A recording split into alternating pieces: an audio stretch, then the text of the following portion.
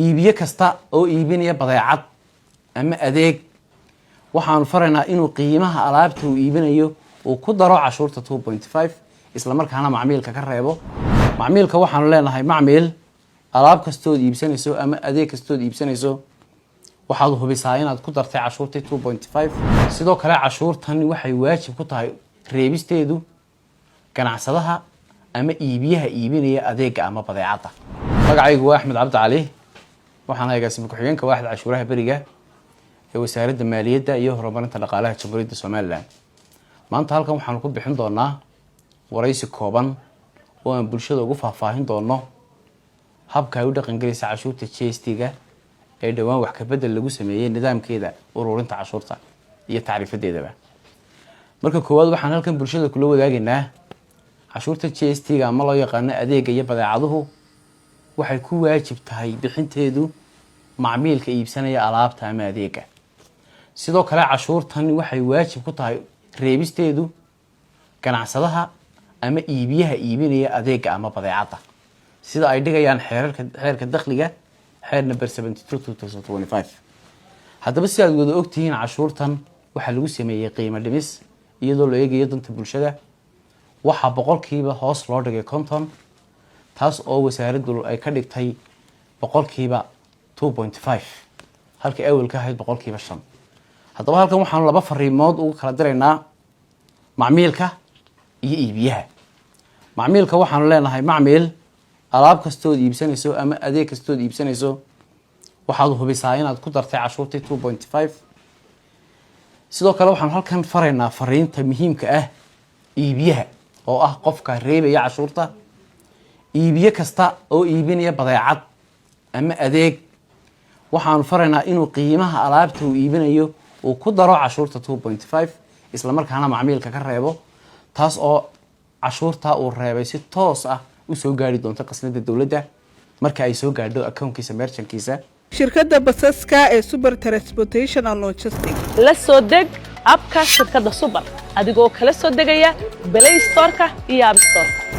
xarumaha shirkadda ee magaalada Hargeysa ayaa waxay ku kala yaalaan ka soo horjeedka fooq aadan baradho agagaarka Bokor Cartan Jigjiga yar golada hoose New Hargeysa Bar Waraabe ugu imo adeeg kufan iyo safar raaxo leh.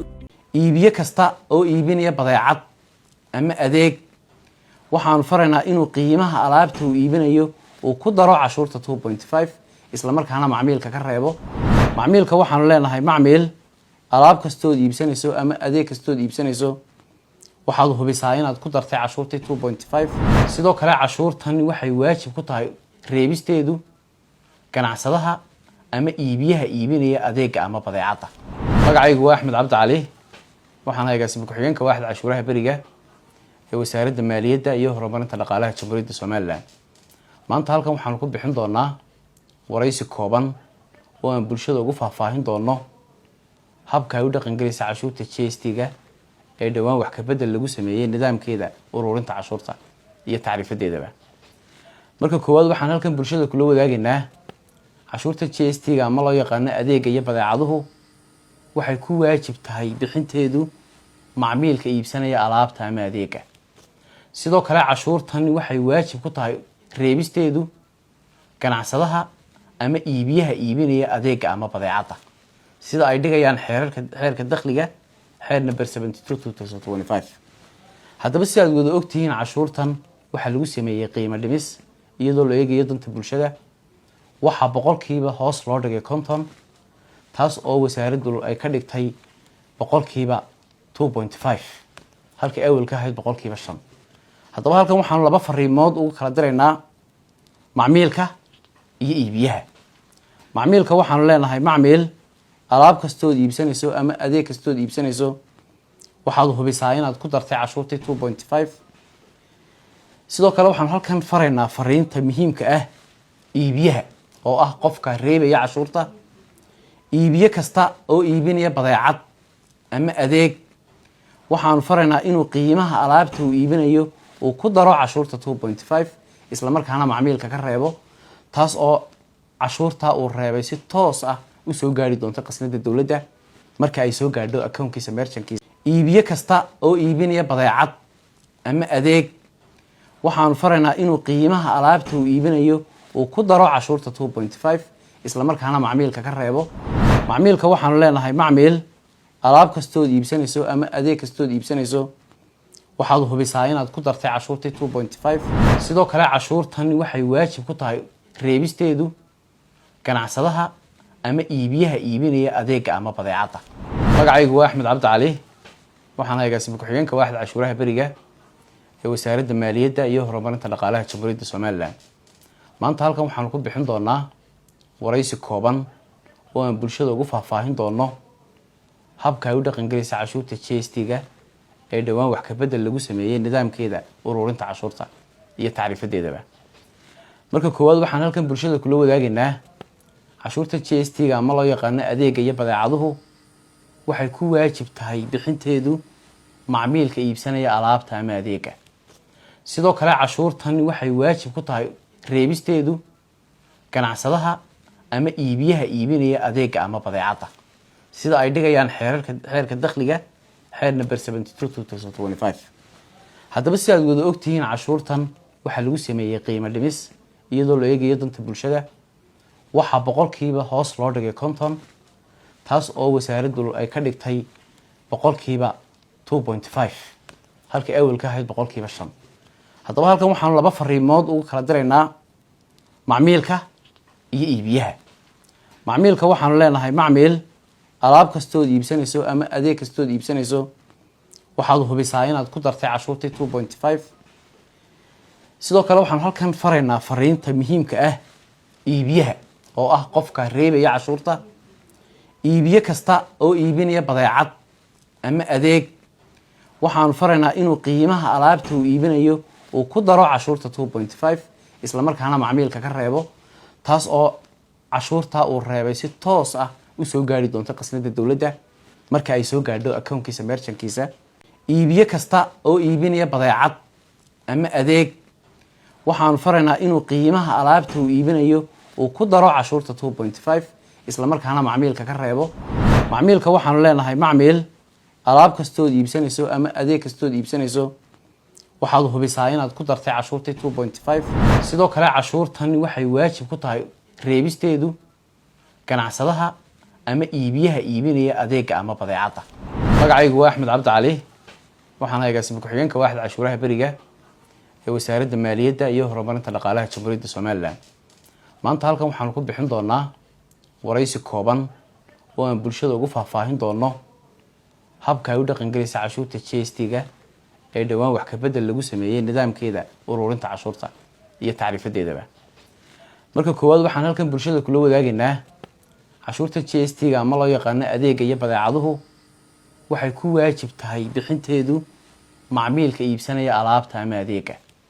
sidoo kale cashuurtani waxay waajib ku tahay reebisteedu ganacsadaha ama iibiyaha iibinaya adeega ama badeecada sida ay dhigayaan xeerka dakhliga xeer number 72/2025.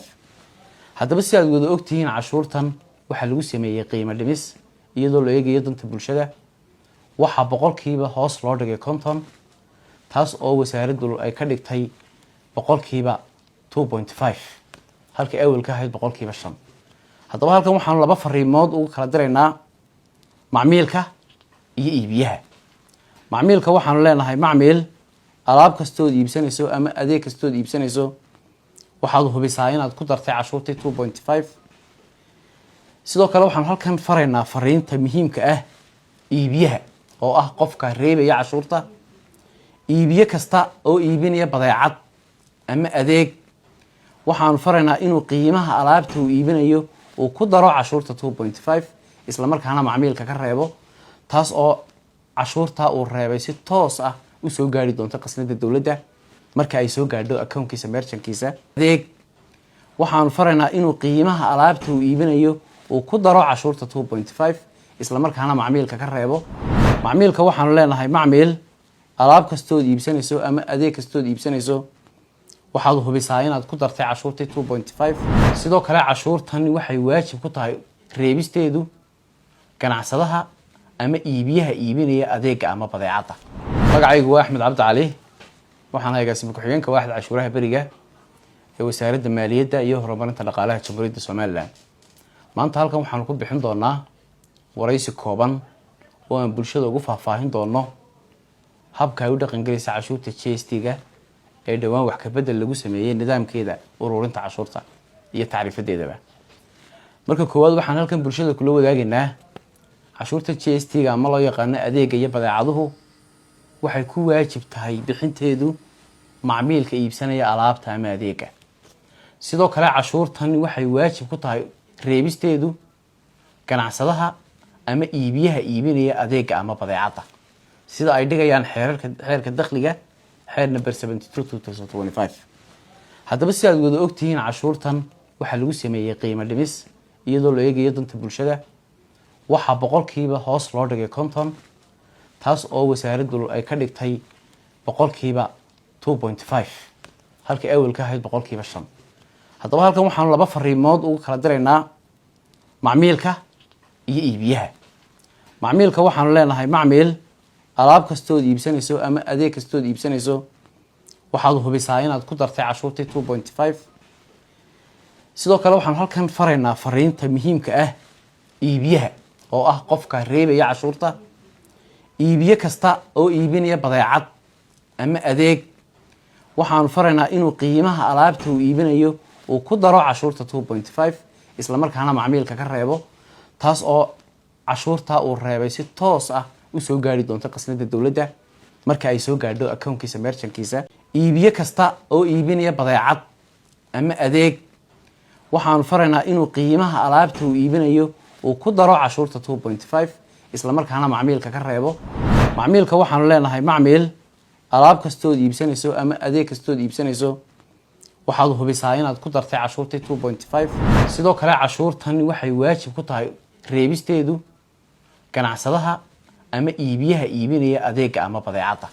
magacaygu waa Axmed Cabdi Cali waxaan agaasimo ku-xigeenka waaxda cashuuraha bariga ee wasaaradda maaliyadda iyo horumarinta dhaqaalaha jamhuuriyadda Somaliland.